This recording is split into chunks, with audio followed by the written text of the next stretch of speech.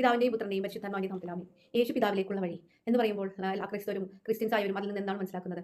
യേശു ക്രിസ്തു ബലിയായി നമുക്ക് വേണ്ടി മാനവകുലത്തിന് വേണ്ടി തിരുരക്തം ചിന്തി നമ്മളെ പാപങ്ങളിൽ നിന്ന് മോചിപ്പിച്ചു എങ്കിൽ ആ ദിവ്യബലിയാണ് ദിവസവും നമ്മൾ സ്വീകരിക്കുന്നത്. ആ ബലിയിൽ സ്വീകരിക്കുമ്പോൾ പങ്കെടുക്കുമ്പോൾ നമ്മൾക്കും പാപമോചനവും ശുദ്ധീകരണവും നടക്കുന്നുണ്ട്. എന്നാൽ ആ ബലിയെ സമീപിക്കാൻ നമുക്ക് വേണ്ട യോഗ്യത അനുതാപത്തോടെ കുമ്പസാരക്കൂട്ടിലേക്ക് അണയുക എന്നുള്ളതാണ്. വിശുദ്ധമായി കുമ്പസാരം സ്വീകരിച്ച ഒരു മനസ്സിലേക്കാണ് യേശു ക്രിസ്തു പൂർണ്ണമായും എഴുന്നള്ളി വരുന്നത്. അപ്പോൾ പിതാവായ ദൈവവും പരിശുദ്ധാത്മാവും എല്ലാം നമ്മളോട് കൂടി ആയിരിക്കും. സ്വർഗ്ഗരാജ്യം ഈ ഭൂമിയിൽ സംജാതമാവുകയും ചെയ്യുന്നു.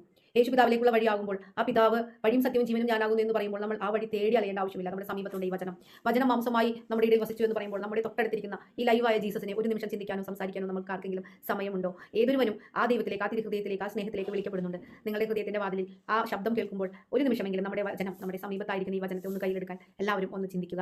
ഈ വചനം നമ്മളോട് സംസാരിക്കുന്നത് കേൾക്കാൻ ഒരു നിമിഷം ഈ തിരക്കിനിടയിൽ ഇരുന്ന് കൊടുക്കുക. ഈ വചനം നമ്മളെ ഒരിക്കലും നിരാശയാക്കുകയില്ല, ലജ്ജിതരാക്കുകയില്ല. എന്റെ ജീവിതം കൊണ്ട് ഞാൻ മനസ്സിലാക്കിയ സത്യവചനം ഞാൻ നിങ്ങളോട് സംസാരിക്കാൻ ഓരോ നിമിഷവും ആഗ്രഹിക്കുന്ന ഓരോ നിമിഷവും പരിശുദ്ധാത്മാവ് നമ്മളെ ധൈര്യപ്പെടുത്തുമ്പോൾ ഇത് കേട്ടുകൊണ്ടിരിക്കുന്ന എന്റെ സഹോദരങ്ങളെ, നിങ്ങൾ എവിടെയെങ്കിലും ഒരു ബൈബിൾ നിങ്ങൾക്ക് സ്വന്തമാക്കാൻ സാധിച്ചാൽ നിങ്ങൾ ഈ ലോകത്തെ ഒരു നിധി സ്വന്തമാക്കിയെന്ന് ഞാൻ പറയും. കാരണം ഇതിനോളം വലുതായി ഈ ലോകത്തൊന്നുമില്ല. ആകാശവും ഭൂമിയും കടന്നു പോകും, എന്നാൽ എന്റെ വചനങ്ങൾ കടന്നു പോകില്ലെന്ന ആ വചനത്തെ മനസ്സിലാക്കുമ്പോഴാണ് അത് എത്ര വലിയ നിധിയാണെന്ന് നമുക്ക് മനസ്സിലാവുന്നത്. അപ്പോൾ നിങ്ങളും നിങ്ങളുടെ അടുത്ത് ഈ വചനം ഇരിക്കുന്നുണ്ടെങ്കിൽ എത്രയും വേഗം ആ വചനം കയ്യിലെടുക്കുക. ഒരു നിമിഷം നിങ്ങൾ ആരായിക്കൊള്ളട്ടെ, അക്രൈസ്തവനായാലും ക്രിസ്തുവിനുള്ള അർപ്പിക്കപ്പെട്ട മാമോദീസ സ്വീകരിച്ചവനായാലും ഈ വചനത്തെ മുറുകെ പിടിച്ചാൽ മാത്രമേ നമ്മുടെ ജീവിതത്തിൽ എല്ലാ മേഖലകളെയും, ആത്മീയവും ശാരീരികവും വൈകാരികവും ഭൗതികമായ എല്ലാ മേഖലകളെയും നമുക്ക് തരണം ചെയ്യാൻ സാധിക്കുകയുള്ളൂ. ഈ ജീവിതം മാത്രമല്ല, നമ്മുടെ നിത്യജീവിതത്തിലേക്കുള്ള ഒരു പ്രവേശനം, ആ കവാടവും ഈ ക്രിസ്തുവാണ്. അതാണ് വഴിയും സത്യവും ജീവനുമായ ക്രിസ്തുവിനെ ആ ജീവനിലേക്ക് പ്രവേശിക്കാനും നിലനിൽക്കാനും നമുക്ക് സാധിക്കട്ടെ. എല്ലാവരും ദൈവം അനുഗ്രഹിക്കട്ടെ. God bless you all.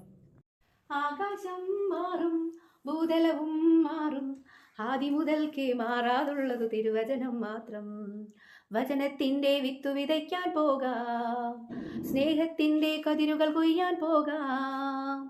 വചനത്തിന്റെ വിത്തു വിതയ്ക്കാൻ പോകാം, സ്നേഹത്തിന്റെ കതിരുകൾ കൊയ്യാൻ പോകാം.